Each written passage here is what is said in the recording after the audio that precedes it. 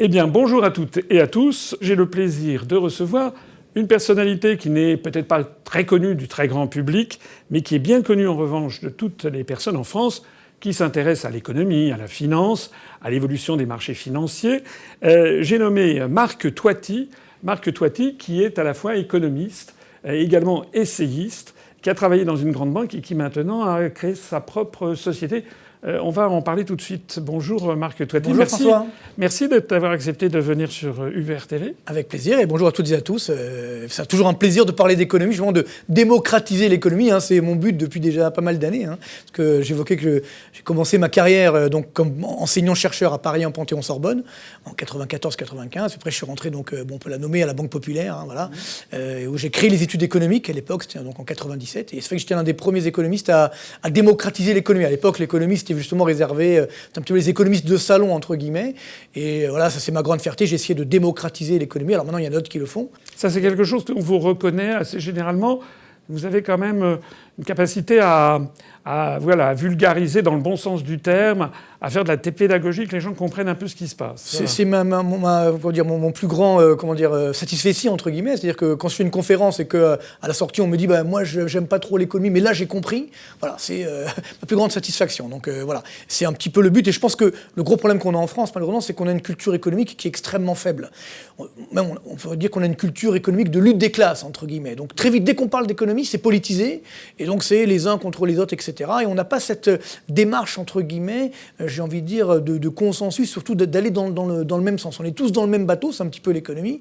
Et donc évidemment, si quelqu'un fait des trous à un endroit du bateau, celui qui est de l'autre côté, finalement, il s'en rendra compte. Et donc ça peut nous coûter cher. Donc c'est ça aujourd'hui le vrai problème. Et puis bon, je donne un exemple. Souvent aujourd'hui, on dit que la France, c'est un pays ultralibéral. Alors ce mot, évidemment, n'existe pas. L'ultralibéralisme, ça n'existe plus.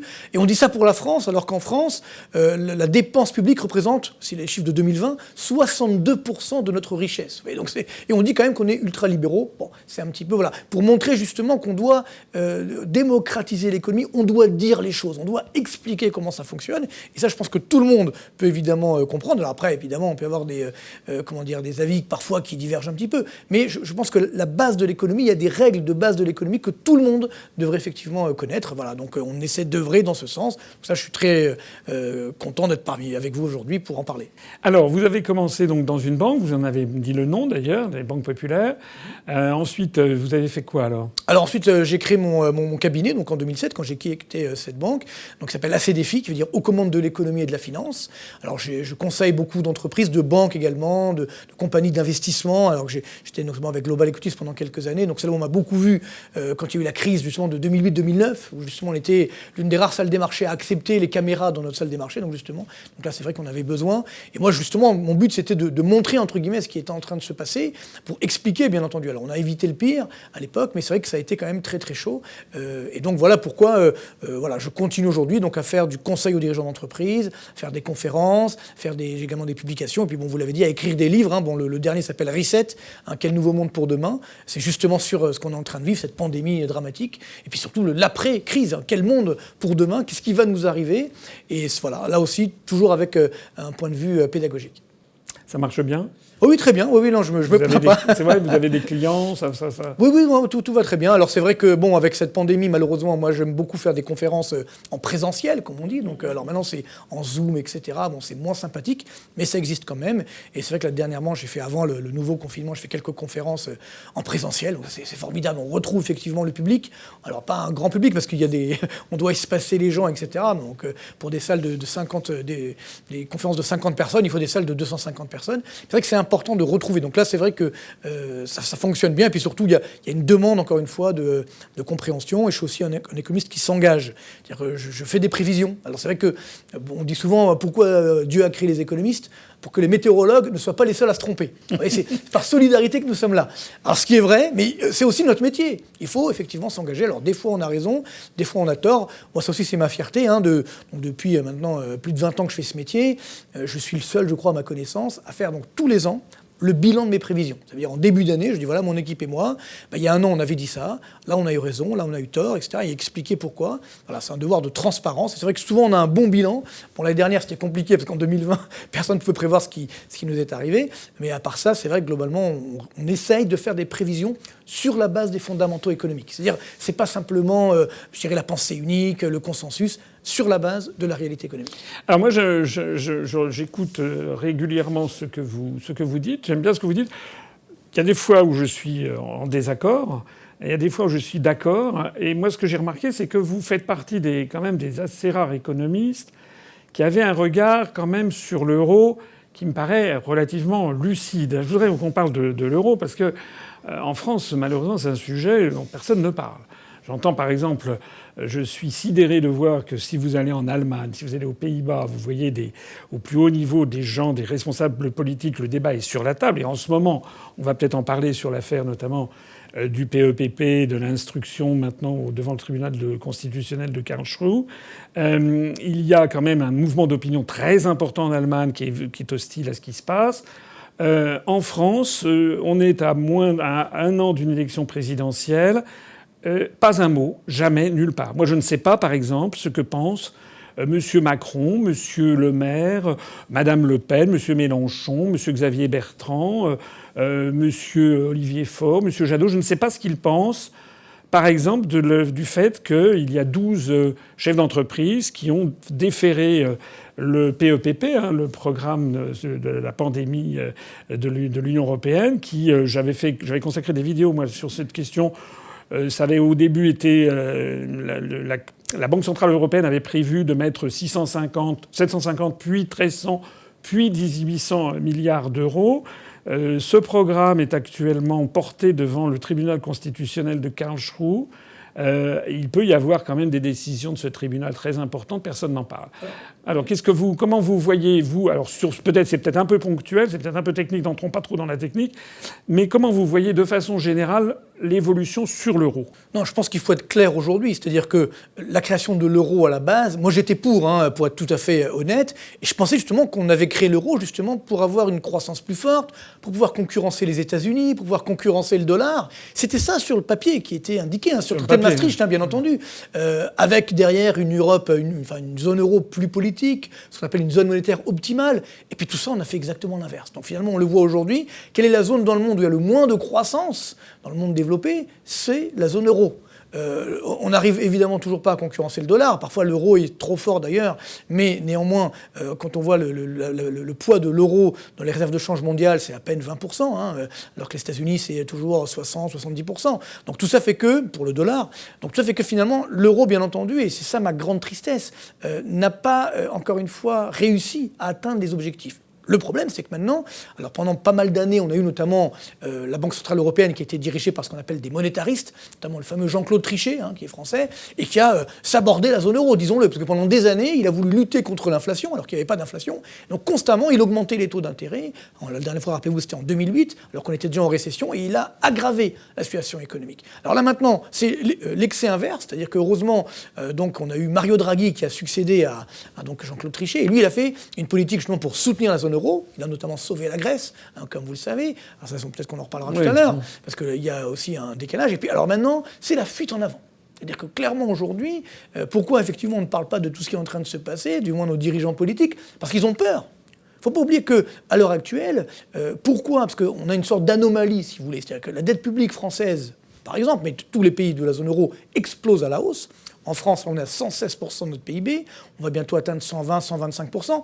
On est à 200% en Grèce, 160% en Italie. Oui, bon, c'est des chiffres complètement fous qui faisaient peur à tout le monde il y a quelque temps. Alors pourquoi ça faisait peur ?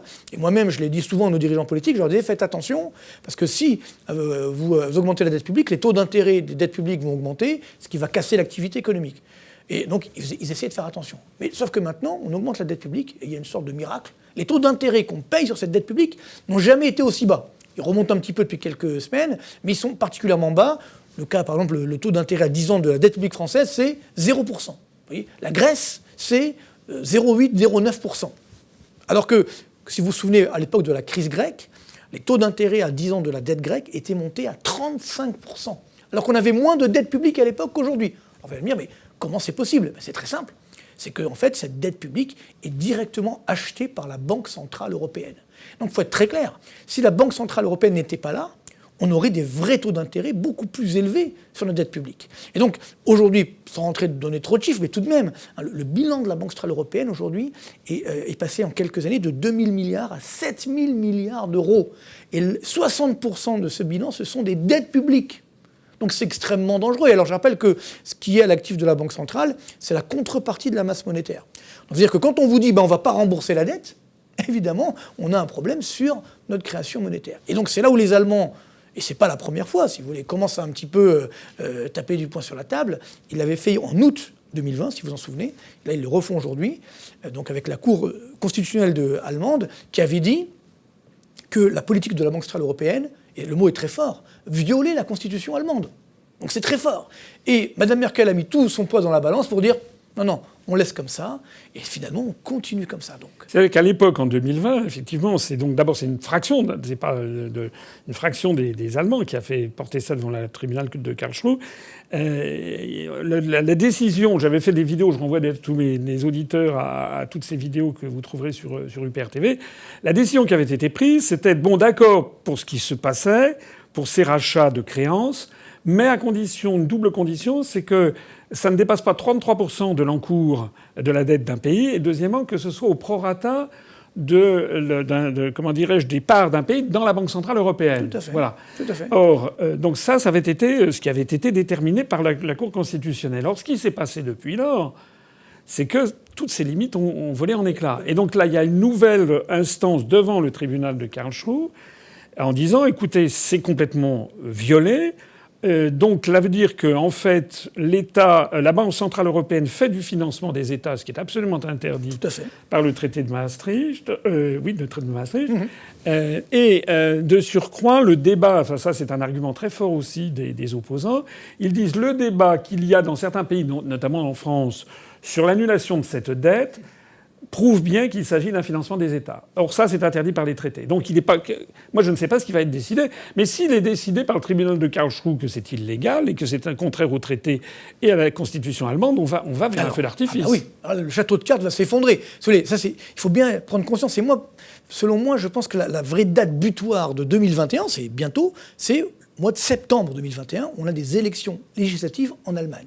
Donc Mme Merkel quitte effectivement le pouvoir. Bon, elle prend une retraite bien méritée, elle a bien travaillé. Elle a sauvé la zone euro à plusieurs reprises. Elle a bien travaillé pour l'Allemagne. Hein. Pour l'Allemagne, et aussi, entre guillemets, dernièrement pour la zone euro. Elle a quand même à chaque fois sauvé, entre guillemets, la zone euro. Enfin, ça, on pourra en parler. Mais le vrai enjeu, c'est que maintenant, effectivement, quand elle va partir, son remplaçant ou sa remplaçante n'aura pas les coups des franges pour, entre guillemets, imposer justement à l'Allemagne de laisser faire cette planche à billets. Donc, vous l'avez bien dit, et ça, je pense que c'est vraiment le point d'achoppement, parce qu'aujourd'hui, on est tous sous morphine.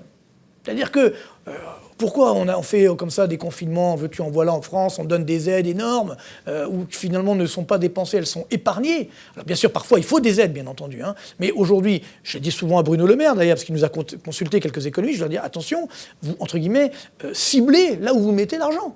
Parce que là, on donne à tout le monde, finalement, et parfois des effets indésirables qui se produisent. On a vu l'épargne des Français qui a augmenté de 110 milliards l'année dernière, et certainement, au total, on va avoir 200 milliards d'augmentation de l'épargne. Et malheureusement, ce sont les personnes qui ont les moyens qui peuvent épargner. Les autres, leur épargne baisse. Donc c'est très dangereux également d'un point de vue sociétal. Et donc tout ça, on continue en se disant, c'est pas grave, c'est la Banque centrale européenne qui paye. C'est elle qui finance. Donc on a les taux d'intérêt à zéro. Et on nous fait croire que non seulement ça coûte rien, et qu'en plus, on n'aura pas à rembourser. Et ce qui devient très très dangereux, c'est qu'on fait croire que, vous savez, les fameux PGE, les plans les prêts garantis par l'État, on est en train de nous dire que finalement, on va faire des nouvelles règles où on n'aura pas à les rembourser. Alors certains n'auront pas à les rembourser. Mais alors ça veut dire quoi ? À ce moment-là, personne ne va les rembourser finalement. C'est extrêmement dangereux ce jeu que nous jouons. Et surtout, vous l'avez bien dit François, c'est que dès qu'on va stopper, ou du moins limiter cette planche à billets de la Banque centrale européenne, qui pour moi est inévitable, ça va je pense arriver après les élections allemandes, et à ce moment-là, les taux d'intérêt des obligations d'État vont augmenter, et c'est là où le château de cartes va s'effondrer.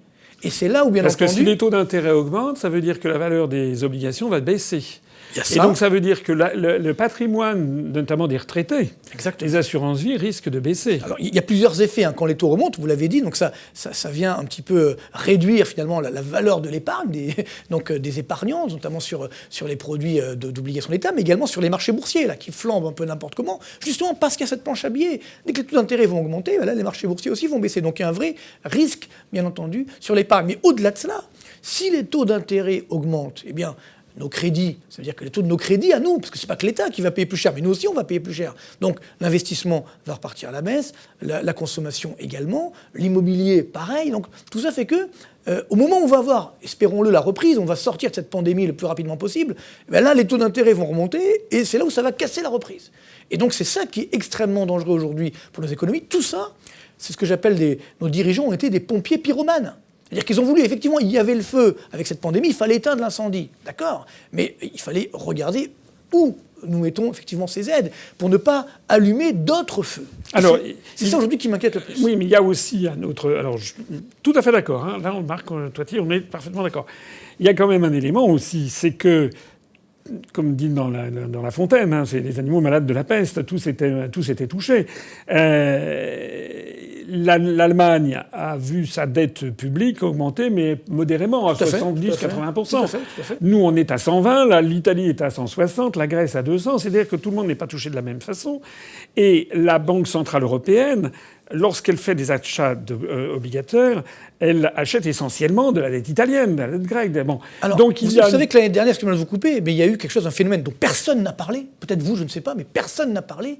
À part moi aussi, j'en ai parlé un petit peu. L'année dernière, en 2020, la France, parce que vous parlez de l'Italie, mais la France est devenue le premier fournisseur de dette publique de la zone euro.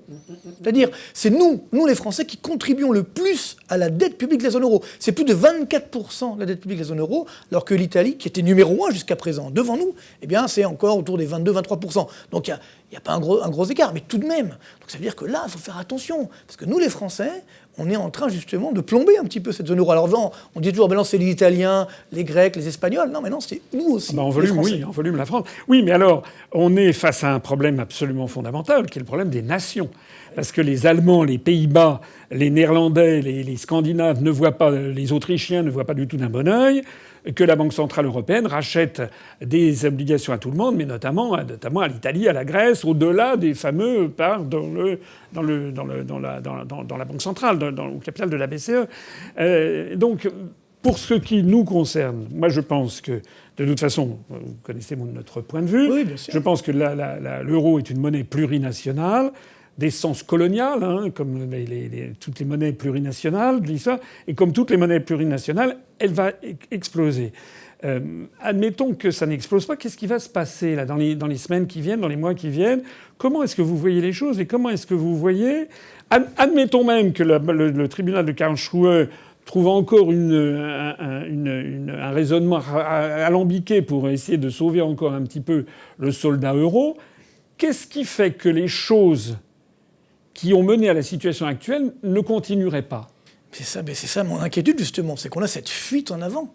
Et donc, encore une fois, alors c'est vrai que de ce point de vue-là, on a un petit point de désaccord. La zone euro, enfin, pas vraiment de désaccord, parce qu'en fait, finalement, la solution, l'issue est la même. La zone euro n'a de sens que si elle est ce qu'on appelle une zone monétaire optimale. Ça veut dire avec une union politique, avec un budget fédéral, etc. Et puis surtout, des pays qui respectent les règles. Le problème que vous dites, c'est qu'on appelait ça les pays frugaux. Vous savez, c'est un petit peu méchant, c'est-à-dire les pays radins, entre guillemets. Non, c'est des pays rationnels. L'Allemagne, mais l'Autriche, les Pays-Bas. Mais ce sont des pays qui ont juste respecté leurs engagements. Absolument. Vous comprenez? Moi, ce qui est dramatique aujourd'hui, c'est que ce sont les autres pays, notamment nous les Français. Je vous rappelle que le ratio de dette publique, c'était 60% de notre PIB. Bon, pourquoi les Allemands ne sont qu'à 75, peut-être 80%? Parce qu'avant la crise, ils avaient moins de 60% de dette publique. Avant, ça sert à ça. Encore une fois, la dette publique, quand ça va bien, eh bien justement, on met, entre guillemets, des deniers de côté pour justement relancer la machine. Et puis, quand ça va mal, on les utilise. Nous, en France, malheureusement, à quand remonte le dernier excédent public? 1974. Depuis 1974 en France, on n'a fait que des déficits publics, qu'il y ait de la croissance, qu'il n'y ait pas de croissance. C'est là où on a des pompiers pyromanes qui ont dirigé nos pays, malheureusement. C'est-à-dire que, globalement, voilà, la fuite en avant. On verra bien. Oui, mais alors, je comprends ce raisonnement. Moi, souvent, j'objecte, oui, mais que Dante Alighieri, dans la Divine Comédie, en 1302, place déjà le roi de France dans l'enfer, parce que vous savez, il règle ses comptes avec les... Parce que, justement, la France était déjà en train de faire de la dépréciation monétaire, respectait pas les règles. La France a une immense tradition de déficit public depuis très longtemps. Peut-être est-ce dû au fait qu'il n'y a pas le même consensus social ni la même discipline sociétale en France et dans les pays du Sud que dans les pays du Nord. C'est une hypothèse quand même qui tient la route. Mais moi, je voudrais aller quand même un peu plus loin. Je connais ce discours qui consiste à dire, voilà, il faut être plus rigoureux. Moi, ce que je vois, c'est qu'à chaque élection présidentielle, on a des gens qui disent c'est insupportable, il faut être plus rigoureux. Je me rappelle Fillon, en 2007, disait, quand il était à Matignon, en septembre 2007, je suis à la tête d'un État en faillite. Oui, je m'en souviens. Or, à l'époque, il y avait la dette publique de la France devait être de l'ordre de 65% du PIB. On est maintenant pratiquement au double. Donc ça veut dire qu'on continue. Et ça veut dire surtout que moi, j'essaie de faire crédit, si j'ose dire, à des gens comme François Fillon, comme François Hollande, comme Nicolas Sarkozy, comme Emmanuel Macron. J'ai dit, très bien, ils ont été en position pour essayer de réduire les déficits. Moi, je connais à Bercy, il y a les gens de la direction du Trésor, quand ils reprennent, ils m'avaient expliqué un jour dans une réunion des inspecteurs généraux des finances, c'était des espèces de crêtes d'Iroquois. C'est-à-dire que à chaque fois qu'on fait une baisse des dépenses publiques, très rapidement, ça remonte. Pourquoi ? Parce que d'abord, on a une monnaie qui est la même monnaie que l'Allemagne. Nous n'avons pas la même compétitivité que l'Allemagne. Donc, nos exportations sont pénalisées. Nos importations sont favorisées. Nous n'avons pas les mêmes produits que les Allemands. Nous avons donc un chômage qui se développe beaucoup plus rapidement qu'en Allemagne. Et en France, quand vous avez des gens qui sont dans la rue, quel responsable politique de droite ou de gauche peut tenir en disant on va les laisser crever de faim ? C'est ça le problème. Bien sûr. Alors justement, attention, je ne dis pas aujourd'hui, je ne suis pas un défenseur de la rigueur. Moi, au contraire, je suis contre la rigueur. Moi, j'avais écrit un livre il y a quelques années qui s'appelait « Guérir la France, la thérapie de choc ». C'est ce que j'appelle une thérapie de choc bienveillante. C'est-à-dire qu'évidemment, la rigueur pour la rigueur, on a vu ce que ça coûtait en Grèce. Ça n'a pas de sens, bien entendu. Donc je me permets d'insister, de vous interrompre, mais ça c'est un point très important que le grand public n'a pas parfaitement à l'esprit. Vous l'avez dit vous-même, au grand moment de la crise en Grèce, la dette publique grecque, c'était 170% du PIB. On a forcé le gouvernement dit d'ultra-gauche de Tsipras à vendre tous les actifs, les aéroports, le loto national, l'EDF local, etc., etc. Ils ont vendu énormément d'actifs. Ils ont taillé dans les retraites. Il y a eu un triplement des suicides des retraités en Grèce. Et maintenant, où est-ce qu'on en est ? On en est au fait qu'il y a 200% de dette, c'est-à-dire que le problème n'est pas du tout réglé. En fait. Et j'irai même plus loin. C'est qu'avant la pandémie, donc avant le drame, la récession de la pandémie, le niveau du PIB grec, c'est-à-dire de la richesse grecque hors inflation, était, tenez-vous bien, 23% inférieur au niveau de 2008. C'est-à-dire tout ça pour rien. Et c'est là tout le problème de la dette. Moi, je me bats depuis des années pour dire ça. La dette, c'est bon. Vous voyez ce que je veux dire ? La dette, c'est sain. Mais il y a une condition. Il faut que cette dette soit soutenable. Vous voyez, ça, on peut tous le comprendre. On s'endette tous. Qu'on soit ménage pour acheter notre appartement, notre maison, qu'on soit chef d'entreprise pour investir, ou bien sûr l'État. Mais il y a une condition. Il faut encore que cette dette génère suffisamment d'activité, de revenus, de croissance, au moins pour payer les intérêts de la dette, les échéances de la dette. Je ne parle même pas du capital, mais au moins les intérêts. Et donc c'est là le problème. Si cette politique de dette publique extrême qui a commencé avec Mitterrand, disons les mots, et Attali, etc. Donc quand aujourd'hui il critique la dette, d'ailleurs M. Attali, ça me fait rire, parce qu'il était à la base pour justement ouvrir la boîte de Pandore. En 1980, la dette publique française était à 20% du PIB. Et très vite, effectivement, on l'a augmenté. Je faisais justement sur ma chaîne YouTube, il n'y a pas longtemps, une chronique. Vous savez qu'en 1980, la France, en termes de PIB par habitant, était 12e de la planète. 12e. 3 ans plus tard, on était 19e. Parce que dire, c'était immédiat, après 81, et aujourd'hui, on est combien ? 24e. Donc, moi, je ne suis pas décliniste ou déclinologue, mais il y a quand même un problème. Parce que dire, donc, c'est là la difficulté, que quand on s'endette, si jamais ça génère de la croissance, de l'emploi, de l'activité, des revenus, au diable l'avarice. C'est bien de s'endetter. Le problème que nous avons en France, et c'est là que la difficulté, c'est que on augmente la dépense publique. Je rappelle qu'en France, c'est les stats de l'INSEE qui le montrent, les statistiques de l'INSEE, la dépense publique n'a jamais baissé. Depuis la Seconde Guerre mondiale, elle n'a jamais baissé. Quand on dit qu'elle baisse, en fait, non. C'est qu'elle augmente moins que ce qui était prévu. Mais elle n'a jamais baissé. Donc, c'est là, moi, ce qui m'inquiète aujourd'hui. C'est là où je me dis qu'il faut changer de politique. Et vous savez, moi, je viens des cités HLM d'Orly. Vous voyez, j'ai eu la chance de m'en sortir grâce à la dépense publique. Donc, je vais pas cracher dans la soupe. Je suis pour la dépense publique. Mais une dépense publique qui soit efficace. Or là, aujourd'hui, je suis désolé, avec un poids des dépenses publiques de 62% du PIB, là, c'est la dépense publique. La dette, c'est 120, et la dépense, 62%. Je suis désolé, mais on serait en droit d'attendre que la France soit parmi les premiers en termes de croissance au niveau de la planète. On serait en droit d'attendre que la France aurait dû nous trouver un vaccin avant tout le monde. Vous comprenez ? Qu'on ait mieux géré la pandémie. Or, nous allons être les derniers du monde développé à vacciner, à sortir de la pandémie. Donc, c'est ça le problème. Encore une fois, la France est un pays qui est formidable. Je le dis souvent parce qu'on l'oublie. Aujourd'hui, la France, quand vous regardez le poids qu'on appelle des dépenses sociales, c'est 32% de notre PIB. Ça, c'était avant la pandémie. Mais tout de même, 32%. Numéro 1 du monde. C'est formidable. Vous voyez, grâce à ça, le taux de pauvreté, normalement, il devrait être en France à 22%. Et grâce à la redistribution, on est à 14%. Ce qui est encore beaucoup trop, je vous le concède. Mais, c'est-à-dire... Alors, qu'est-ce que vous proposez, Marc Toiti ? Moi, je pense... Vous proposez de tailler dans les dépenses sociales ? Non, pas du tout. Au contraire, je viens de dire le contraire. Non, les dépenses sociales, il faut les maintenir. Surtout en ce moment. Les dépenses sociales, alors bien sûr, je pense qu'il faut quand même peut-être réorganiser, parce qu'il y a quand même beaucoup de gaspillage, et il faut également conditionner certaines dépenses, parce que là, on lâche n'importe comment, on ne sait pas à qui, on ne sait pas comment, on ne sait pas pourquoi. Il faut quand même surveiller un petit peu. Alors, je ne suis pas pour la dictature, mais quand même, il faut surveiller un petit peu. C'est-à-dire qu'aujourd'hui, on a trop de laxisme de ce point de vue-là. Non, par contre, moi, il y a des dépenses qu'on peut tout de suite réduire, c'est ce qu'on appelle les dépenses de fonctionnement. Le fameux millefeuille administratif. Là, c'est pas du social. Et là, chaque année, depuis une douzaine d'années, ces dépenses de fonctionnement augmentent de 10 milliards d'euros par an. Qu'il y ait des crises, qu'il n'y ait pas de crise. Là, quand même, on peut quand même optimiser cette dépense. Je suis d'accord mais avec pas vous. Sur le social, ou alors optimiser là aussi. Parce que, encore une fois, on le voit, on a une situation... Moi, je suis très inquiet en France d'un point de vue sociétal. Ce qui m'inquiète aujourd'hui, c'est le sociétal. Comme encore, je l'évoquais. Moi, je viens des cités HLM d'Orly, donc je sais ce que c'est l'adversité.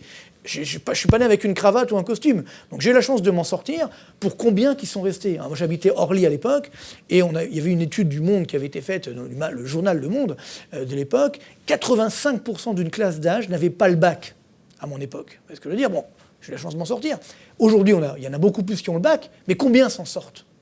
Oui, je suis d'accord avec tout ce que vous avez dit. Enfin, la plupart des choses que vous avez dites, y compris le fait qu'il y a certainement du laxisme aussi dans l'attribution des aides sociales. Donc ça, c'est vrai. Mais globalement, il faut faire la différence entre le microéconomie et le macroéconomie. Bien sûr, bien sûr. Comment est-ce que vous réduisez les dépenses de fonctionnement ? Moi, je suis au regret enfin, mon avis personnel, c'est que ce qui a augmenté, c'est pas tellement les dépenses de fonctionnement de l'État. Ce qui a augmenté, ce sont les dépenses de fonctionnement des collectivités locales. Tout à fait. Et donc, on a eu, est-ce que ça ne remet pas en cause la régionalisation qui a provoqué une flambée des coûts de fonctionnement à tous les niveaux ? Alors, justement, j'ai fait des études sur ça qui sont très simples. Alors, je ne vais pas entrer dans le détail, mais j'en parle dans mes livres. Mais c'est très simple. Aujourd'hui, le problème que nous avons, c'est que, comme vous le savez, on a multiplié les couches. Depuis l'Élysée, Matignon, le Sénat, le Sénat, l'Assemblée bien sûr, les régions, les cantons, les départements, les communes, agglomérations de communes, etc. Et à chaque fois, c'est assez fou, il n'y a qu'à lire le rapport de la Cour des comptes tous les ans. Vous voyez, c'est un livre d'humour, ce rapport de la Cour des comptes, où vous voyez qu'en fait, à chaque strate du millefeuille, il y a les mêmes dépenses. Donc évidemment qu'il y a des doublons. Évidemment qu'on n'a pas optimisé. Alors après, on va me dire, oui, mais bon, attention, parce que si vous enlevez ça, il va y avoir du chômage. Pas du tout, parce que justement, dans ma thérapie de choc bienveillante, si on réduit les dépenses de fonctionnement, il faut aussi baisser les impôts qui pèsent sur tous, et notamment les plus défavorisés, et notamment la CSG, que tout le monde paye, qui était un impôt qui justement ne devait pas augmenter à la base, qui était très faible. La CRDS, j'en parle même pas, c'était un impôt temporaire. Vous avez entendu ce qui s'est passé dernièrement en France. On a décidé qu'on allait la prolonger. Voilà. Donc ça veut dire que c'est ça qu'il faut aujourd'hui. Il faut moderniser la France. Le seul problème, c'est que la France, si vous voulez, c'est le dernier grand pays qui n'a pas modernisé son économie. Et on continue, à faire comme ça, la fuite en avant. En plus, maintenant, c'est encore plus fort qu'avant, plus facile qu'avant, parce que les taux d'intérêt sont bas. Donc on continue, et il n'y a pas ce que j'appelle, en théorie des jeux, un aléa moral. C'est-à-dire, en fait, comme vous avez, entre guillemets, vous êtes sûr de financer votre dette, vous en fichez. Bon, alors on dépense, c'est pas nous qui payons. Ça, c'est très, très dangereux. Je rappelle, je n'essaie pas ici de vous convaincre, mais je rappelle à nos auditeurs que nous, ce que nous avons prévu pour lutter contre ce millefeuille, c'est de sortir de l'Union européenne. Le vrai bilan financier de l'Union européenne reste encore à montrer, et qui nous coûte des sommes, un pognon de dingue, comme dirait l'autre. Et puis également, nous pensons la suppression des régions, qui, ma foi, en 1972, c'était des établissements publics administratifs où il y avait 50 personnes, et finalement, ça marchait très bien comme ça. Donc déjà, si on supprime l'échelon européen, si on supprime l'échelon régional, eh bien, ça fait des économies considérables. Évidemment, il y a des milliers et des milliers d'élus locaux avec leurs voitures de fonction, avec leurs directeurs de cabinet, chefs de cabinet, etc. Mais en fait, on a créé des structures, notamment au niveau régional, qui sont des structures superfétatoires pour distribuer des subventions. En tout cas, c'est notre avis. Pour tout vous dire, j'ai pas regardé votre programme stricto sensu, mais vous voulez quitter la zone euro aussi ou pas? Ah oui, bien sûr. Ah aussi. Oui, vous voulez reprendre le franc. Oui, parce que. Ah bien, c'est embêtant ça. Mais oui, mais on a. J'ai reçu il y a quelque temps. J'étais pas sûr. Je savais que vous vouliez quitter l'Union européenne, mais je croyais que c'était en conservant l'euro. Non, parce que nous, notre analyse, c'est que j'ai eu ce débat avec toutes les personnes que je reçois, notamment Henri Guénaud. Henri Guénaud, il est un peu comme vous, c'est-à-dire, il dit, en fait, l'euro marche pas, c'est une catastrophe, ça va exploser. Et donc, quand je dis, il faut en sortir. Ah oui, mais non, on peut pas. Alors là, je veux dire, c'est la schizophrénie. C'est soit, si ça va exploser, il vaut mieux faire ça calmement, en bon accord avec les autres, plutôt que d'attendre que l'affaire s'effondre. Et que l'on ne vienne pas me dire qu'il est impossible de sortir d'une monnaie comme celle-là, puisque je rappelle que, dès l'origine, vous savez que ce n'est pas une monnaie unique au sens strict, puisque tous les États ont gardé leur banque centrale nationale. Et donc, avoir 100 000 euros en France sur un compte bancaire, ou même 1 000 euros, c'est une créance sur la Banque de France. Et les avoir en Allemagne, c'est une créance sur la Bundesbank. Ça avait été, cette architecture complexe avait été voulue par les Allemands pour que ce soit facilement réversible. Et puis même lorsque l'Union soviétique s'est désintégrée, ils n'avaient pas des banques centrales du Kirghizistan ou de l'Estonie, mais ils ont créé leur monnaie nationale rapidement. Donc nous pensons que l'on risque d'avoir une explosion générale de cette affaire et qu'il vaut mieux prendre les devants. Si je peux compléter, si on a le temps. Hein, mais mais c'est passionnant. Ah, voilà, oui, c'est tout à fait. Parce que ce que j'apprécie avec vous, c'est que on a l'impression qu'on peut parler librement, bien sûr, sans qu'il y ait. Mais vous savez qu'à la télévision, déjà tout ce que je viens de dire, et même une partie de ce que vous avez dit, ça serait déjà un objet de scandale. Moi aussi, je vais pas donner de nom, mais malheureusement, moi aussi, j'ai subi parfois des blacklistings ou blacklistages de certaines émissions que je faisais tout le temps avant, et ça venait parfois de l'Élysée. Vous voyez ce que je veux dire? Bon, c'est assez incroyable. Bon, alors... on est quand même en démocratie en France, on peut l'espérer, mais c'est vrai que le problème, c'est qu'il faut dire les choses. En France, nous avons le déni de réalité. Voilà. Et dès que, quand on dit ça, ça m'est arrivé, on me dit non, ne parle pas de ça. Non, moi je dis, écoutez, moi si vous m'invitez, je dis ce que je veux. Alors des fois ça déplaît, mais c'est vrai que, par contre, tout ce que je dis, c'est argumenté. C'est-à-dire, je sors pas d'un chapeau, etc. Et donc, j'ai écrit un livre il y a quelques années qui s'appelait Quand la zone euro explosera. C'est ce que je veux dire. Bon, allez, donc c'est effectivement.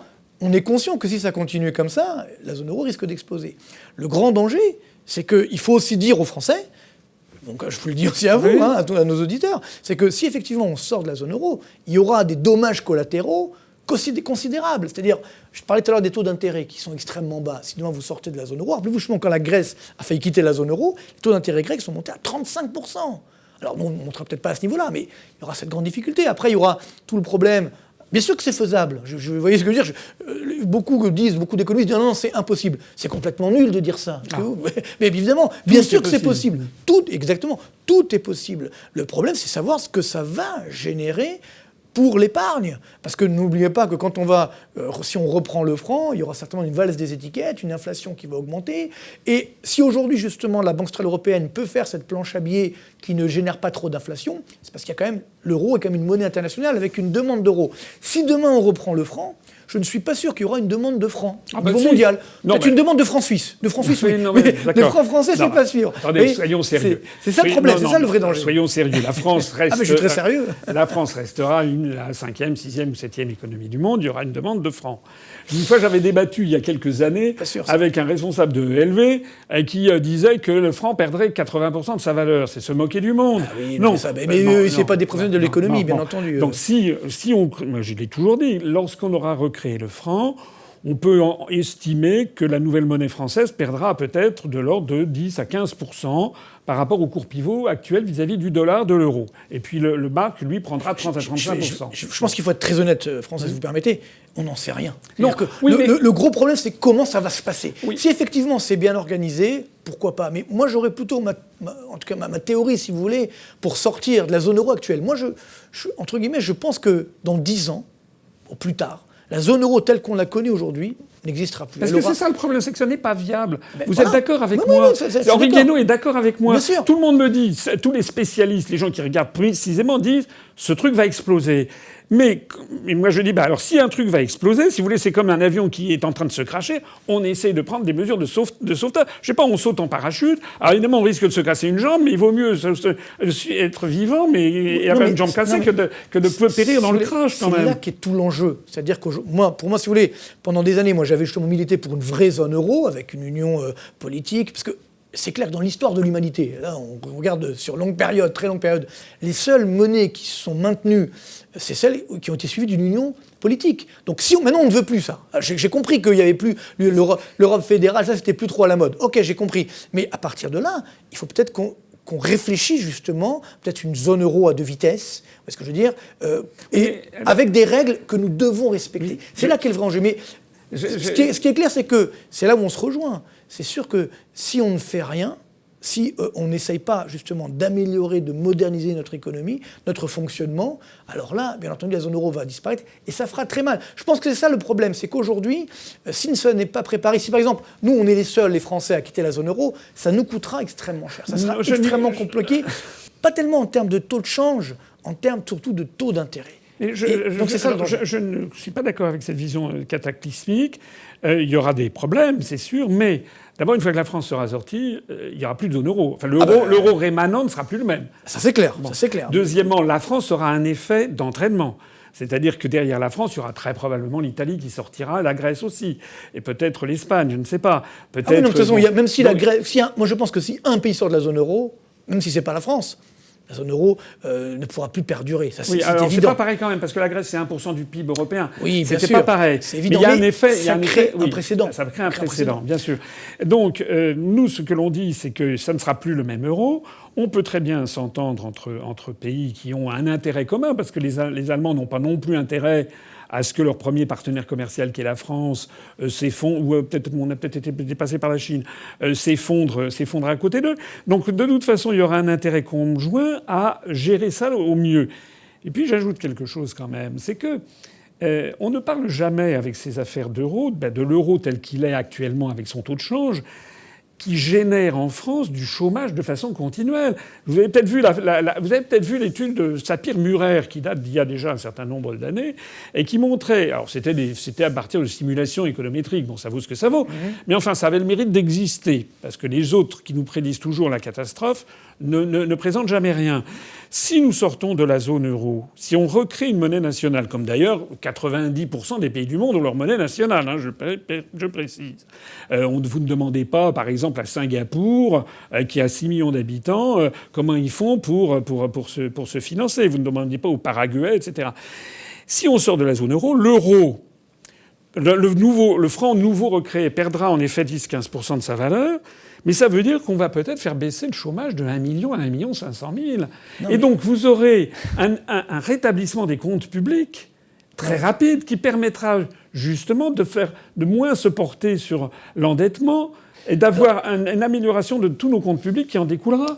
Sans compter un effet très important, parce que l'économie n'est pas une science exacte, c'est une science humaine, sans compter un effet exactement celui qu'ont obtenu les Danois quand ils ont voté contre les Suédois, pardon, le 14 septembre 1997, quand ils ont voté contre l'adoption de l'euro. Il y a eu dans la foulée un très grand dynamisme de l'économie suédoise. Les gens étaient contents de garder leur monnaie nationale. Oui, le problème, c'est comme les Anglais. Vous savez pourquoi on ne peut pas comparer le Brexit et le Frexit. C'est-à-dire que le Brexit, les Anglais, ils avaient leur devise. C'est la clause d'opting out. Ils n'ont jamais pris l'euro. Parce qu'on comprend, ils voulaient garder leur indépendance monétaire. Ça se comprend. Le problème, c'est que Nous, on l'a fait, finalement. Donc, le Brexit, les Anglais sont quittés. Si vous vous souvenez, j'étais l'un des premiers, un des rares à dire que, justement, les Anglais allaient bien gérer le Brexit. Voilà. Parce que, je me rappelle très bien, vous avez fait partie des rares qui ne prédisaient pas l'apocalypse. Bien, tout à fait. Parce que, justement, les Anglais... Ouais, je vous aime bien. C'est gentil. Les Anglais avaient conservé leur monnaie. Moi aussi, je vous aime bien. Il faut se débattre. C'est-à-dire que... Mais le problème, encore une fois, c'est les coûts et l'avantage, effectivement, et les coûts. Mais bon, juste termine sur ça. Vous voyez bien la différence entre un problème conjoncturel et un problème structurel. Évidemment. Mais c'est ça, justement, où je voulais en venir. C'est que quand vous dites que le chômage va baisser, d'un point de vue conjoncturel éventuellement, mais d'un point de vue structurel, le marché du travail français, l'économie française, malheureusement, c'est pas si on quitte l'euro, ça sera pire. C'est-à-dire que de ce point de vue-là, encore une fois, par exemple, on me dit, aujourd'hui c'est le grand débat sur la relocalisation. J'adore ce débat parce que je milite pour ça depuis des années. Mais vous croyez qu'avec un taux d'imposition comme nous avons aujourd'hui, un marché du travail aussi rigide que nous avons aujourd'hui, les entreprises vont vouloir relocaliser tout de suite comme ça en 5 minutes? Ça va prendre du temps. Si je veux acheter un ordinateur français, par exemple, comment je fais? Ça n'existe pas. Donc si on va vouloir... Vous comprenez? Si on va vouloir relocaliser toute la chaîne de production d'ordinateurs, ça va être compliqué. Parallèlement, et ce qui veut dire que... Si on se quitte l'euro et qu'on nous met des droits de douane, etc., quand je vais vouloir importer un ordinateur, ça va nous coûter extrêmement cher. C'est ça ce que je veux dire. Si vous voulez, c'est que moi ma démarche, si vous voulez, d'un point de vue, en tant qu'économiste, c'est... Moi, je préfère la construction à la destruction. Donc c'est ça qui m'inquiète. C'est que si l'euro, et encore une fois, ça peut être un choix, qui sera un choix souverain, pourquoi pas, mais si on quitte effectivement la zone euro et que ce n'est pas organisé, que ce n'est pas négocié avec d'autres États, il y aura effectivement des conséquences sur les taux d'intérêt, sur notre économie, sur notre épargne, sur nos emplois, qui seront particulièrement dramatiques. Donc voilà, c'est ça aujourd'hui, c'est ma crainte. Oui, donc je comprends donc l'enjeu aujourd'hui est là, et encore une fois, parler d'études de tout à l'heure, moi aussi j'en ai fait beaucoup de ce point de vue-là, sur ces thèmes-là, c'est que les économistes raisonnent, vous savez, toutes choses égales par ailleurs. Oui. Ce qui ne veut rien dire, parce que justement rien n'est égal par ailleurs. Il y a toujours des éléments, je dirais, qui interviennent. Et donc là, je dis justement, en plus avec la pandémie, etc., moi je suis très inquiet. Encore une fois, je reviens sur mon sociétal. Je ne crois pas que la France, aujourd'hui, ait les moyens, d'un point de vue, pas que financier, mais d'un point de vue sociétal, d'un point de vue politique, de supporter une fin de la zone euro qui soit justement non négociée ou qui soit un petit peu sauvage. Donc c'est ça qui, aujourd'hui, peut nous coûter cher. Ça, je comprends votre position. J'ai la position exactement inverse. C'est-à-dire qu'à partir du moment où on sort de la zone de l'Union européenne et de l'euro, d'abord, on peut reconstituer un contrôle d'échange. Puisque de toute façon, avec la libre circulation des mouvements de capitaux et avec un euro qui est structurellement beaucoup trop cher par rapport à l'économie française, à sa compétitivité intrinsèque, qui n'est pas la même que l'Allemagne, la France est exactement comme quelqu'un qui se met dans un bain chaud et qui s'ouvre les veines et qui laisse que ça coule. Depuis année après année, la France est en train de s'appauvrir, est en train de perdre tout son tissu industriel.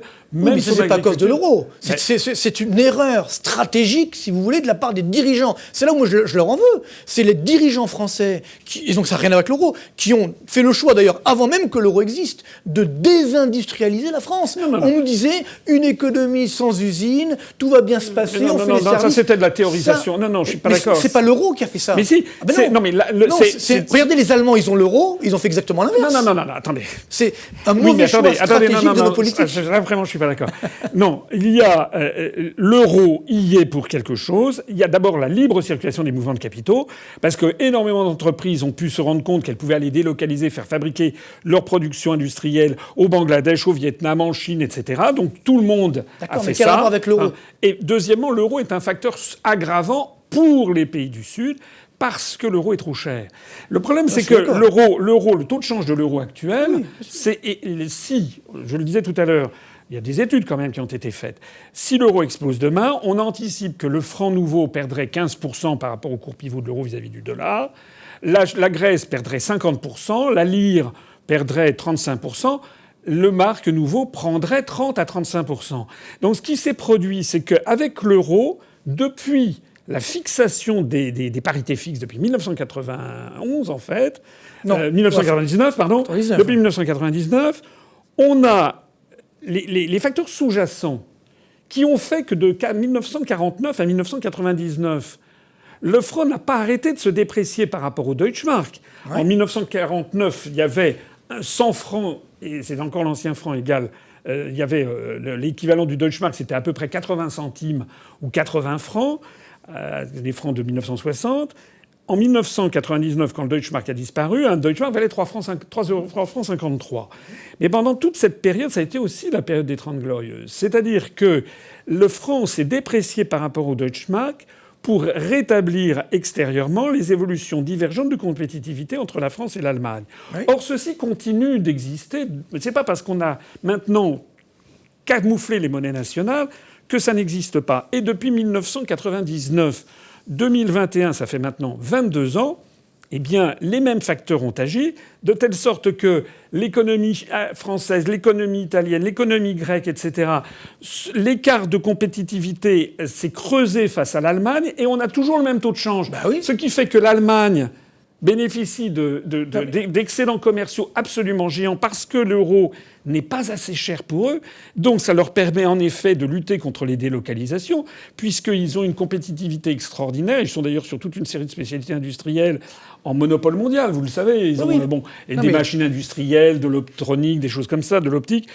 Alors que la France, malheureusement, à part des niches d'ultra-luxe, par exemple, comme Louis Vuitton ou ce genre de choses, ou certains vins fins, ou des alcools, ou des produits de mode, mais malheureusement, sur le reste, on n'a pas la compétitivité nécessaire. Et donc, toute notre industrie file parce qu'on a à la fois la concurrence du Bangladesh, du Vietnam, etc. Mais en plus, on a un euro trop cher. C'est ça. Même ça, j'étais le premier de dire que l'euro était trop cher. J'ai lutté, justement. J'avais même fait à l'époque stoptricher.com, si vous vous souvenez, il y a quelques années, pour dire qu'il appréciait l'euro quand on est monté à 1,60 $ pour un euro. Ça n'avait évidemment aucun sens. Mais vous l'avez dit vous-même, François. C'est là où on est en désaccord.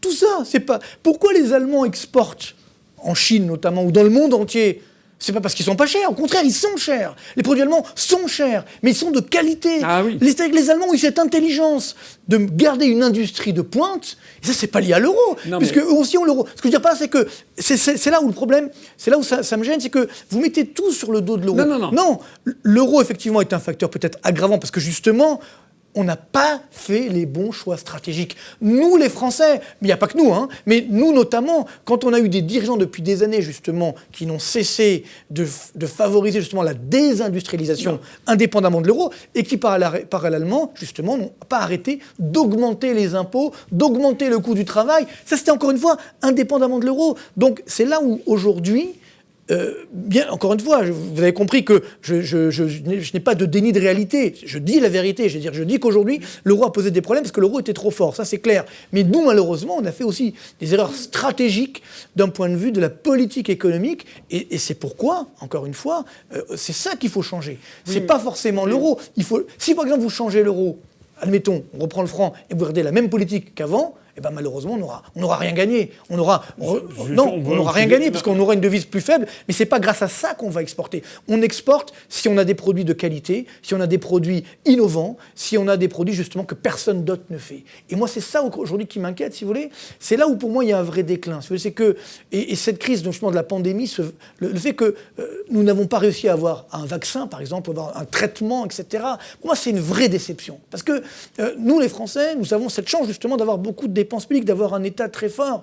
Et malheureusement, comme on n'a pas suffisamment investi, innové, donc développé la recherche-développement, on a perdu du terrain d'un point de vue de l'innovation. Alors, quand encore une fois, on se comparait à l'Allemagne ou aux États-Unis, ok. Maintenant, le problème, c'est que qui est devenu le leader mondial, par exemple, de la R&D dans les énergies renouvelables?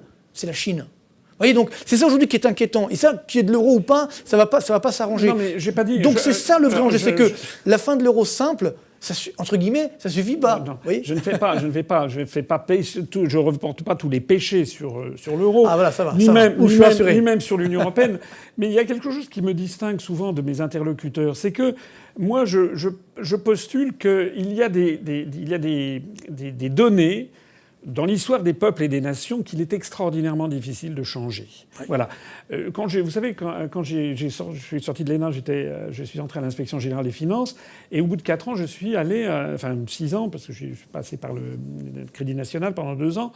Je suis allé. On aurait pu être collègues, parce que Crédit National, c'était l'ancêtre de Natexis. Je suis allé à la direction des relations économiques extérieures à l'époque, qui a été fusionnée ensuite avec le Trésor, qui s'occupait notamment de commerce extérieur. Et je me rappelle avoir discuté un jour avec le directeur adjoint, qui sous forme de boutade, mais c'était pas forcément une boutade, parce qu'il y avait un changement de gouvernement, et il disait bon bah voilà, il va falloir encore sortir un plan PME export. Ça fait des décennies, Marc, qu'on explique aux Français. Les Allemands, ils ont 4000 très grosses PME qui sont super bien dans des domaines techniques. Nous, en France, on en a 800. Voilà. Donc, il faudrait qu'on muscle nos PME, il faudrait qu'on soit... Bon, il n'y a qu'à Faucon. Mais le problème... c'est ça le problème, oui, c'est qu'ils l'ont pas fait. Oui, mais ils l'ont pas fait. Mais les Français sont des Français, c'est pas des Allemands. Les Grecs sont des Grecs, sont pas des Français ni des Allemands. C'est-à-dire que vous avez en Allemagne... C'est horrible ce que vous dites là. Ça veut dire qu'en gros, nous, on serait condamnés à la non-excellence. C'est horrible. Non, on est bon sur d'autres choses. L'exemple que j'essaie de prendre pour expliquer au grand public, c'est des parents, par exemple, qui auraient 2 enfants. L'un qui serait excellent en maths et l'autre qui serait excellent en français. Le premier, c'est l'aîné, il est excellent en maths, il a le bac C, mention très bien, il fait maths sup, il entre à Polytechnique. Formidable. Les parents se disent, avec l'enfant numéro 2, il faut que tu fasses pareil que ton grand frère. Ah non. Ben oui, mais et donc ça n'a pas marché. Oui, mais il va peut-être faire une carrière d'écrivain ou autre. Voilà. C'est exactement la même chose. Mais c'est pourquoi il ne faut pas faire comme l'Allemagne. Mais évidemment. C'est exactement la même chose pour les peuples et les nations. Avoir la même monnaie que l'Allemagne, c'est aussi simple que ça, n'est pas viable. Nous ne pouvons pas avoir sur long terme la même monnaie que l'Allemagne. On l'a bien vu pendant les 30 Glorieuses, le franc n'a pas arrêté de se déprécier parce que nous n'avons pas le même consensus social en France. Il y a plus de revendications. C'est traditionnel. On est des Gaulois, on n'est pas des Prussiens. Donc il y a en France un dissensus social, il y a des revendications, il y a aussi une espèce de tendance à la désobéissance, etc. Mais les Français, comme beaucoup de peuples, ils se mobilisent sur des grands projets nationaux. Je rappelle quand même que c'est pendant les années 60 sous De Gaulle et Pompidou jusqu'à la guerre de 1973 au Moyen-Orient, mais pendant cette période, c'était l'impératif industriel. La France n'a pas arrêté de grimper dans la hiérarchie des nations. On avait des grands projets. On avait l'Airbus, on avait le Concorde. Et l'Airbus, c'était d'ailleurs... C'est un projet européen.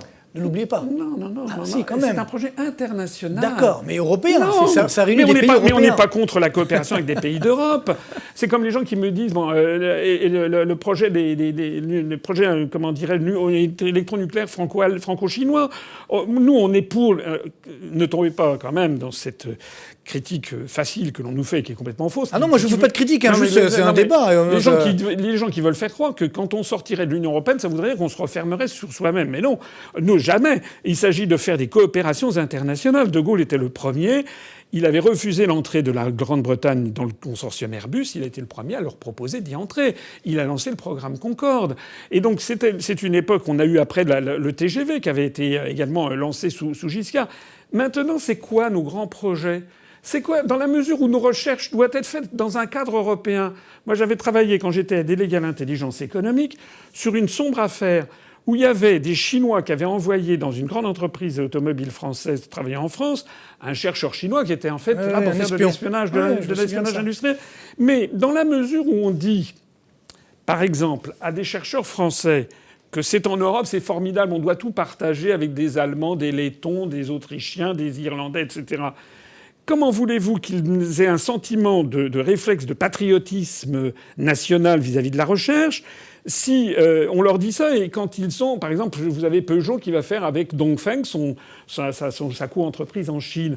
Ils vont partager les mêmes secrets industriels avec les Chinois. Donc, si vous voulez, il y a une conception globale qui pose problème. Quelle est l'affectio societatis des peuples d'Europe ? Et en vertu de quoi les Français...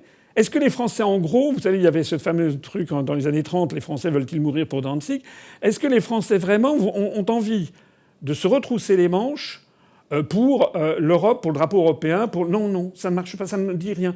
La seule chose que les Français ils en tirent comme conséquence, c'est que la France, c'est foutu, c'est rien du tout, on est nul partout, etc. Il y a quelque chose de profondément déprimant. Non, mais le problème de l'Europe aussi, il faut le reconnaître, c'est-à-dire que depuis des années, des décennies, eh bien, on n'a pas arrêté de dire que quand il fallait faire des réformes, quand il fallait réduire les impôts, c'était à cause de l'Europe. Et donc, c'est nos dirigeants, encore une fois. C'est la pure vérité. Non, encore une fois, si on n'a que des déficits publics depuis 1974, c'est pas à cause de l'Europe, c'est parce qu'on a eu des dirigeants qui ont été incapables de faire une politique sérieuses sur le front des dépenses publiques. Donc, si vous voulez, c'est là le vrai enjeu aujourd'hui, et c'est là où je pense que, moi je suis d'accord pour repenser effectivement l'Europe, mais tout mettre sur le dos de l'Europe, c'est facile. Je ne dis pas que c'est ce que vous faites. J'ai pas dit non, j'ai pas dit que c'est ce que vous c'est la faites. clé de vous. Mais, Alors, mais vous allez... juste pour terminer, on va peut-être terminer, parce que je sais que ça dure longtemps, là. Ouais. Oui, non, mais c'est passionnant, mais il va falloir qu'on se revoie. Non, vous n'allez pas me faire dire, parce que je ne pense pas du tout ça, que la gestion mitterrandienne a été excellente. Non. Effectivement, non, ça, je suis rassuré. Non, mais je suis tout à fait d'accord. Non, ça, mais après, si vous voulez, malheureusement, ça a continué. Oui, mais ce qu'il faut bien comprendre, c'est que l'Union européenne ne pose pas un problème seulement en France. Ah oui, bien sûr. Ça pose un problème au Portugal, en Espagne, en Italie, en République tchèque, aux Pays-Bas, en Pologne, dans les Pays-Bas, dans tous les pays. Il y a beaucoup de pays qui ont beaucoup entre guillemets d'aide européenne et qui rechignent pas trop. Est-ce que je veux dire, on va pas rentrer dans le détail. C'est nous qui payons. Les pays de l'Est, d'accord, mais beaucoup de pays, la montée du sentiment eurocritique à travers tout le continent est une réalité. C'est comme il y a des gens qui me disent, parce qu'ils savent quelles sont mes études, il y a des gens qui disent oui, tout ça, c'est à cause des énarques, c'est pas à cause de l'Europe. Je suis désolé, il n'y a pas d'énarques en Italie, il n'y a pas d'énarques en Autriche, etc. Et pourtant, le sentiment eurocritique y est extrêmement fort, comme non, aux mais Pays-Bas. encore une fois, moi, ce qui me gêne, si vous voulez, encore une fois, je ne dis pas ce que vous faites, mais c'est une forme de déni de réalité. C'est-à-dire que, en fait, la France, l'Italie, mais la France, parce que moi je suis français, donc je pense à mon pays avant tout, eh bien la France a fait des erreurs. Et ça, j'en veux à nos dirigeants. Et je ne vais pas dire que le bouc émissaire de l'Europe, il est trop facile. C'est pas à cause de l'Europe, tout ça. Et j'irai même plus loin. Par contre, là où, effectivement, l'euro nous a créé ce qu'on appelle un aléa moral, comme je l'évoquais tout à l'heure, c'est que, comme justement c'était la BCE qui finançait, on se dit, bon, on va continuer à faire n'importe quoi, comme si rien n'était. Et c'est là où j'en veux à nos dirigeants. C'est qu'effectivement, vous l'avez bien dit, nous ne sommes pas des Allemands, nous sommes des Français. Mais ça ne veut pas dire qu'on ne peut pas être excellent. Et justement, le problème, c'est quoi? C'est que dans les années, et c'était la force, justement, vous l'avez évoqué, aujourd'hui, sur quoi on vit? C'était quoi les succès de la France, à part le luxe et puis l'agroalimentaire? On demande d'ailleurs qu'ils sont là. Voilà, mais d'un point de vue technologique, alors voilà, on nous ramène le Concorde, l'Airbus, le TGV, etc. Ça, c'est des dépenses des années 60-70. Là, on est en 2021. Qu'est-ce qu'on a fait, comprenez? Donc, et quand je fais une conférence il n'y a pas très longtemps devant des chercheurs français, et j'ai vu que la moitié du parterre était à l'international. Alors tant mieux, c'est-à-dire qu'on a des super chercheurs. Pourquoi ils ne restent pas en France? Mais pour des raisons que je vous ai dites. Mais non, parce qu'aujourd'hui, le problème, c'est que nous avons, en France, trop d'imposition.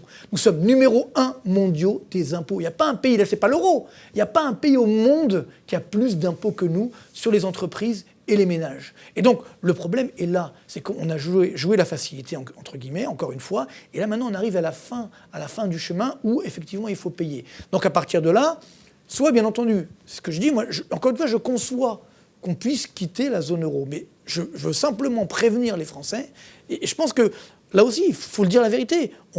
Si jamais c'est le cas, on aura des difficultés. Et surtout, c'est là où... C'est là où je pense qu'il faut aussi, là aussi dire la vérité. C'est qu'il ne faut pas croire que parce qu'on va quitter l'euro, en claquant dans les doigts, on va être numéro 1 mondiaux. Non, ça va être très compliqué. Et malheureusement, si nous ne faisons pas les réformes qui s'imposent, si nous ne modernisons pas notre économie, ça sera pire avec le franc qu'avec l'euro. C'est-à-dire que je veux bien qu'on reprenne le franc, mais à ce moment-là, il faut bien prendre conscience qu'on va devoir quand même moderniser notre économie. Je suis d'accord avec vous sur le fait qu'il faut dire la vérité. La vérité, c'est que si on sort de l'euro, si on le gère plus ou moins bien avec nos partenaires, il y aura effectivement 1 an, 2 ans qui seront un petit peu difficiles. Peut-être. C'est même pas sûr. Oh, François. Non. Mais en tout cas, ça ne peut pas être comme il est à la Poste. Non. C'est comme une destruction. Non, c'est une création. On crée une monnaie. Là, vous voyez, non. Mais on crée une monnaie. Écoutez, toutes les indépendances de tous les pays du monde, depuis le XVIIe siècle, et notamment au XXe siècle, se sont toutes faites avec la création d'une monnaie nationale, d'une banque centrale nationale. Tous les pays nouvellement indépendants en Afrique, en Asie, etc., tous les pays démembrés de l'Union soviétique, on est déjà indépendants depuis très longtemps. Voilà. Hein. Oui, mais nous ne sommes plus indépendants. Et donc, moi, je dis que effectivement, il pourrait y avoir quelques difficultés pendant 1 an ou 2, mais ce que je dis, c'est que si on reste dans l'euro et dans l'Union européenne, ce que l'on constate, ça crève les yeux, va continuer. C'est-à-dire l'autodestruction de la France, de son industrie, de son agriculture. Parce que nous avons eu des gens... Je ne sais pas, vous avez peut-être... Je ne sais pas ce que vous aviez appelé à voter en 2017. Moi, je ne fais pas de politique. Bon, d'accord, mais moi, il y a eu des gens qui ont voté Macron ou qui avaient voté Sarkozy, Macron c'était il y a 4 ans, Sarkozy c'était il y a 14 ans, qui ont cru dans le discours que vous teniez, qui ont cru qu'on allait enfin avoir un responsable politique qui allait serrer la vis, qui allait faire ci, qui allait faire ça. Or, on s'aperçoit de quoi ? C'est un peu un hasard de l'histoire, mais il s'est trouvé que c'est M. Sarkozy et c'est M. Macron qui resteront dans l'histoire pour faire exploser la dette publique. Ah bah oui, ça c'est clair. Exploser. Bon. Plus que Hollande, plus que tout autre. Moi je dis Hollande avait quand même bien savonné la planche avant. Je ne suis pas socialiste, je ne suis pas... Non, je sais. Je mets tout ça. Je dis simplement que nous avons affaire à des événements, à des structures, des phénomènes structurels qui sont tellement lourds et tellement importants que l'on ne peut pas dire comme ça, il faut baisser les impôts, il faut faire ci. Ça ne marche pas, parce que quand vous êtes confronté au pouvoir... Vous dites bien, on va reprendre le franc. Oui. On ne peut pas dire qu'il faut baisser les impôts. Ça revient au même. Non, pas du tout. Si. C'est plus facile de baisser les impôts que de sortir et reprendre le franc. Mais par exemple, le CICE, d'ailleurs, on n'en a pas parlé, il faudrait peut-être le supprimer, le CICE. Oui, bien sûr. Non, mais encore une fois, si vous voulez, moi, je vais vous donner un scoop. Voilà. Oui. Non, mais c'est vrai. Moi, j'y croyais pas du tout. Vous dire, ni à Sarkozy, ni à Macron, ni encore moins à Hollande, évidemment, ça, lui, au moins, on le savait, qu'il allait rien faire. Au contraire, peut-être, il a fait moins pire que ce qu'il avait annoncé à la base. Mais bon, néanmoins, c'était une catastrophe. Quand Jacques Chirac a été élu en 2002-2003, contre donc Le Pen, le père, avec plus de 80% des voix, c'était son 2e mandat, il n'avait rien à perdre. Et donc, beaucoup, justement, à l'époque, moi compris, nous avons cru qu'il allait faire, effectivement, moderniser l'économie. C'était en 2002-2003. Et il avait été très sympathique, c'était quelqu'un de très affable, qui était très sympa, moi, je trouve, bref. Et son équipe, lui, avait demandé de faire des projets, etc., des possibilités de réforme, etc. Et bon, je ne rentre pas dans le détail, ils m'ont simplement dit, Jacques Chirac, très sympa, merci beaucoup, mais on ne fera rien. Parce qu'avec votre truc, on va voir tout le monde dans la rue, et nous, on veut la paix sociale. Là. Et là, je suis rentré chez moi, j'ai dit à ma femme, je crois que c'est fini. C'est-à-dire que si quelqu'un qui vient d'être réélu en 2002-2003 avec 80% des voix, il dit non, je veux la paix sociale, donc je ne vais pas y aller. Et c'est là la grande erreur. Parce qu'avant, c'était les années Mitterrand, c'était une catastrophe, ok. Là, en 2002-2003, l'Allemagne était au bord de la faillite. Et nous, les Français, nous étions devant... Attendez, excusez-moi, laissez-moi dire. Nous étions devant les Allemands. Et là, les Allemands ont dit, ça va très mal. Je me rappelle, j'avais fait un calcul à l'époque, il y avait une faillite d'entreprise tous les quarts d'heure en Allemagne. Et Schröder, qui était plutôt, entre guillemets, de gauche, la gauche allemande, c'est pas la gauche française, bien sûr, a dit, là, je vais faire les réformes. Là, je vais y aller. Là, je vais sauver mon pays. Je vais moderniser mon pays. Et c'est la gare de triage. Nous, à ce moment-là, on se dit, non, arrêtez vos bêtises, là, on va continuer comme ça, laissez-nous tranquilles, ça ira. Et puis les Allemands, ils sont réformés. Ça a été là le point d'achoppement où la France... Bon, on n'avait pas été bien servi les années précédentes, mais là, si vous voulez, malheureusement... Ça a été la guerre de triage et on a complètement perdu le top. Donc c'est dans cela que moi, malheureusement, parce que je conseille encore les dirigeants, je vais les voir de temps en temps, de moins en moins, parce que ça me fatigue, parce que je sais que ça ne va pas servir à grand-chose, si vous voulez. Mais le but aujourd'hui est là. Moi, j'aime mon pays, comme vous, bien entendu. Nous aimons notre pays et nous voulons qu'il s'en sorte. Moi, je pense qu'aujourd'hui, compte tenu de la situation extrêmement difficile d'un point de vue social et sociétal, si nous quittons la zone euro, c'est-à-dire si nous reprenons le franc et que ce n'est pas bien organisé, et que ça ne le sera pas d'ailleurs, donc dans la douleur, entre guillemets, et ce qui est tout à fait possible, à ce moment-là, je ne réponds de rien sur l'avenir de l'économie française, sur l'avenir de la société française. Et moi, j'ai très peur de ça, parce que comme vous le savez, tout à l'heure on parlait d'histoire, le peuple français est un peuple révolutionnaire. Oui, mais alors justement, moi, donc, ce que je dis aujourd'hui, c'est qu'il faut justement l'aider. Non, je vous oppose exactement la même chose, parce que si Chirac n'a pas fait les réformes en Allemagne, je ne sais pas... Non, pas en Allemagne, en France. Oui, non, mais les réformes qu'il y avait en Allemagne, il ne les a pas appliquées en France. Oui. Vous pensez sans doute aux réformes Hartz 1, 2, 3, 4. C'était parce qu'il s'agissait de démolir, en fait, le système social français. Alors, c'était pas ce que je proposais. Moi, je proposais justement juste de baisser un petit peu les impôts, baisser certaines dépenses publiques, mais pas tellement au niveau social. Le problème, c'est que les Français ne veulent pas donner mandat aux dirigeants pour faire ça. Chirac n'avait pas... Chirac, il avait été élu contre Le Pen en bénéficiant de toutes les voix de gauche. Il n'avait donc pas le mandat moral de se lancer dans des réformes style Hartz 1, 2, 3, 4, avec des gens qui gagnent... comme Schröder. Schröder aussi, il n'avait pas été élu sur ça. Oui, non, mais d'accord. Quand il y a le feu, il faut éteindre le feu. Donc moi, je pense que c'est ça, ce qu'on demande à un dirigeant politique, si vous me permettez, c'est aujourd'hui, justement, de tout faire pour son pays. C'est-à-dire de se dire, c'est pas grave, je serai pas élu. Et moi, j'aurais rêvé, par exemple, peut-être que vous le ferez si vous vous représentez, je sais pas, je rêverais d'un candidat présidentiel qui dit, moi, je ne veux pas de mandat. Je m'engage, si je suis élu, à un seul mandat.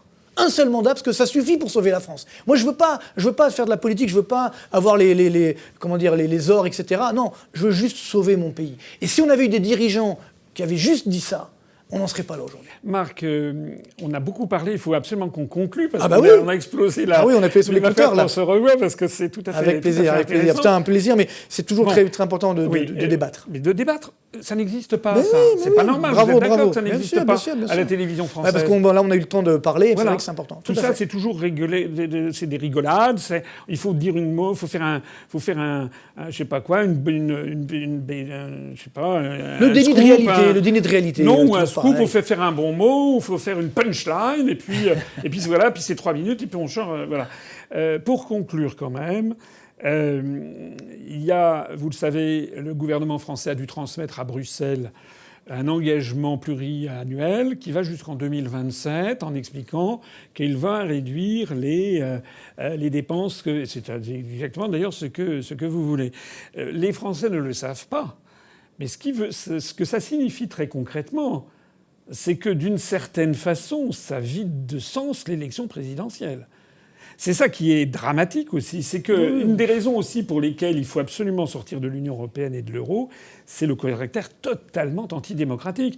Les Français, ils votent à droite, ils votent à gauche, ils votent Macron, ils votent Hollande, ils votent Sarkozy. En fait, ils ont toujours la même politique qui leur est imposée venant de Bruxelles, notamment avec les grandes orientations des politiques économiques annuelles. Et donc les Français se coupent de la vie collective, se réfugient dans leur communautarisme religieux, de quartier, etc. Il y a une espèce de gigantesque cynisme qui a envahi la société française. C'est le struggle for life, c'est le chacun pour soi, on va tout droit à la guerre civile. Or, moi, ce que disait De Gaulle, c'est qu'il disait la politique, ça sert à se faire la guerre avec des mots.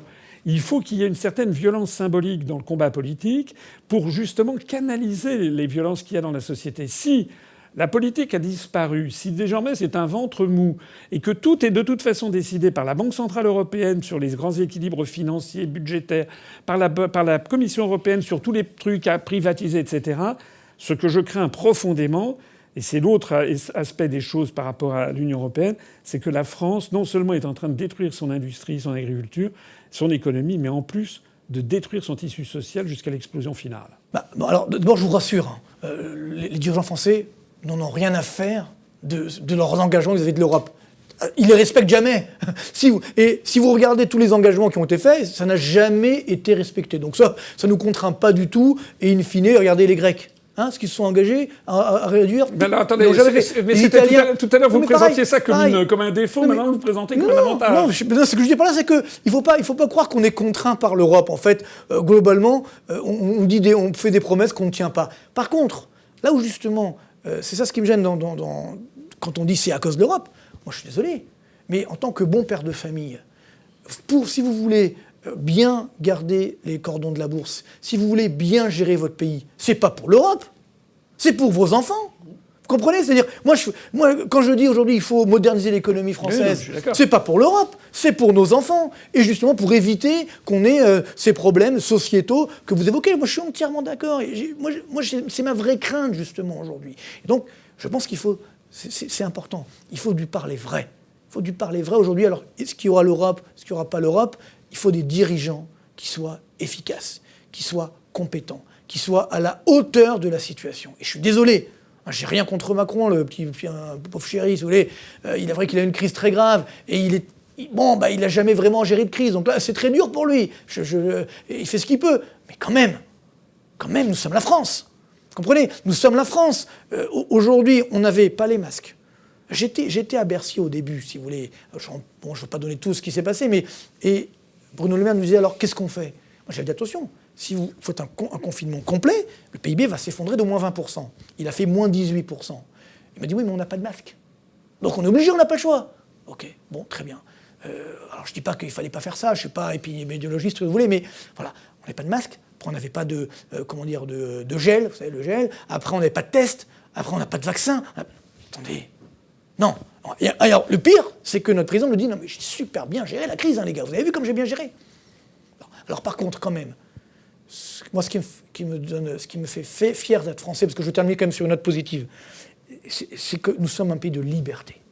Ça, c'est sûr. La France, moi, je voyage beaucoup dans le monde. Et je peux vous dire que je suis content de rentrer en France quand je vois justement cette notion de liberté. Par contre, quand je prends le métro, quand je vois ce qui se passe, parce que je prends le métro, quand je vois ce qui se passe, quand je vois cette crise sociétale qui est larvée, dont personne ne veut parler, surtout pas dans les médias, où comme l'avait dit, on fait des bons mots, on rigole, tout va bien dans le meilleur du monde, personne n'en parle. Moi, je sais ce que c'est, je viens d'ester HLM, comprenez? Donc ça, aujourd'hui, c'est pire qu'à mon époque. C'est pire. Et pourtant, on a numéro 1 des dépenses publiques. Encore une fois, donc moi je ne mets pas la faute sur l'Europe, je mets la faute sur nos dirigeants qui n'ont pas été à la hauteur de la situation, justement qui ont pris les deniers publics en les dépensant n'importe comment et qui n'ont pas justement su moderniser la France. Donc peut-être que on pourra se poser la question de savoir est-ce qu'on quitte la zone euro ou pas dans quelques années. Mais d'abord, il faut moderniser notre économie. C'est une condition sine qua non, justement, pour pouvoir faire d'autres choses. Mais si on ne modernise pas notre économie et qu'on quitte la zone euro, qu'on reprend le franc, là, je ne réponds plus de rien. Donc voilà, juste pour terminer, je fais le vœu que la France saura, encore une fois, non pas faire du libéralisme comme ça, non, mais saura être moderne et protéger ses enfants. Merci pour ça. Vous avez quand même vu l'article qui est sorti dans Les Échos il y a quelques jours sur l'effondrement structurel de la zone euro depuis 1980. Oui, parce que j'ai pas besoin de lire Les Échos pour ça, ça fait des années que je le dis, donc ça c'est pas un problème. Parce que, encore une fois, ces grands sujets ne concernent pas que la France, et c'est de décrochage, de l'appauvrissement que l'on mesure, pas seulement en France, en Italie et dans tous les pays, notamment du sud de l'Europe. En tout cas, merci beaucoup Marc d'être venu. On a parlé presque une heure et quart. Donc incroyable. On n'a pas vu le temps passer. J'espère que les auditeurs également, voilà, les téléspectateurs. On n'a même pas pu parler. Vous avez sorti un livre qui s'appelle le Reset, mais vous ne parlez pas de Klaus Schwab dedans. Si, je parle. Non, pas du tout. Ça n'a rien à voir. C'est lui qui m'a piqué le titre. Ah, ça n'a rien à voir. Moi, c'est Quel nouveau monde pour demain. Et puis après, il a sorti le livre. Là, c'est le même titre que le mien. Il n'est pas du tout question de Klaus Schwab. C'est en revanche sur qu'est-ce qu'il faut faire demain. Voilà. Qu'est-ce qui va se produire. Qu'est-ce qu'on peut faire d'un point de vue de l'épargne, etc. Donc, on en reparlera. Ce qu'il y a de bien, c'est qu'on peut débattre, on a des points communs, on a des points de divergence, mais au moins on peut débattre, et puis on peut débattre de sujets fondamentaux. C'est un petit peu plus important quand même que la nouvelle robe de Brigitte Macron. Ça, on est d'accord. Vous êtes d'accord avec ça? Oui, là on est d'accord. Et moi je milite pour ça, si vous voulez, justement pour parler davantage d'économie, mais c'est vrai que très souvent, on politise le débat. Et moi ça m'est arrivé une fois, on m'avait proposé de faire une émission et on m'a dit non, Toiti, non, il est trop libéral. Donc, parce que c'était une chaîne publique à l'époque. Donc finalement, ça s'est pas fait. Mais je rêve quand même d'avoir, alors heureusement maintenant il y a YouTube, il y a tout ça, mais c'est vrai que c'est important de parler d'économie, d'expliquer la réalité. On peut ne pas être d'accord, mais d'expliquer encore une fois cette réalité. Merci beaucoup. Avec plaisir.